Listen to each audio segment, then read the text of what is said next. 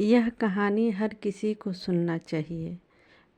उस समय मैं तीसरी कक्षा का स्टूडेंट था और मेरी हिंदी के पुस्तक में एक बड़ी अच्छी कहानी थी जिसका शीर्षक मुझे याद तो नहीं है, लेकिन कहानी याद है क्योंकि उस कहानी के साथ मेरी ज़िंदगी की एक कहानी जुड़ गई थी।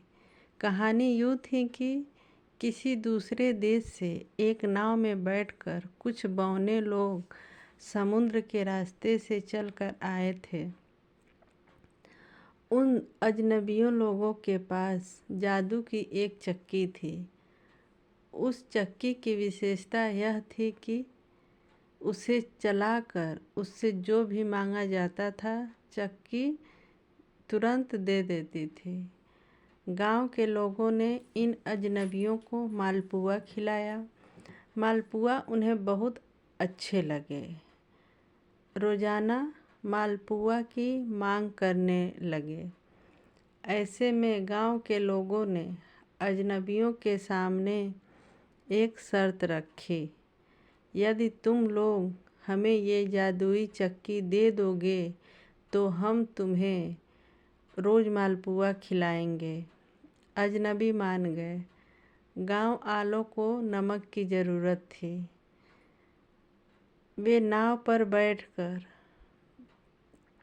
चक्की को नाव पर रखकर उससे नमक की की और चक्की चला दी। चक्की से नमक निकलने लगा।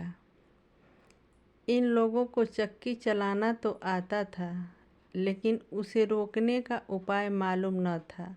अगर चैनल पर नए हैं तो प्लीज़ सब्सक्राइब कीजिए, लाइक कीजिए।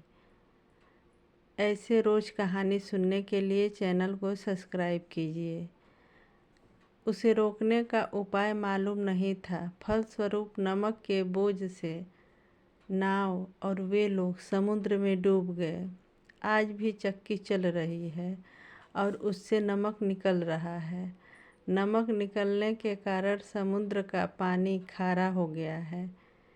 इस कहानी का पाठ पूरा होने के बाद मैं गलती से अपने टीचर से एक प्रश्न कर बैठा कि सर, यदि चक्की से मनचाही चीज़ मिल सकती थी तो उन अजनबियों ने उसी से मालपुआ क्यों नहीं मांग लिया।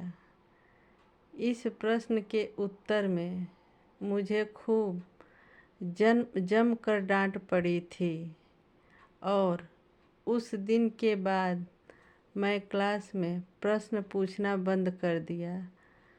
उस समय मुझे समझ में नहीं था कि जो दिमाग प्रश्न पूछना बंद कर देता है वह दिमाग मर जाता है।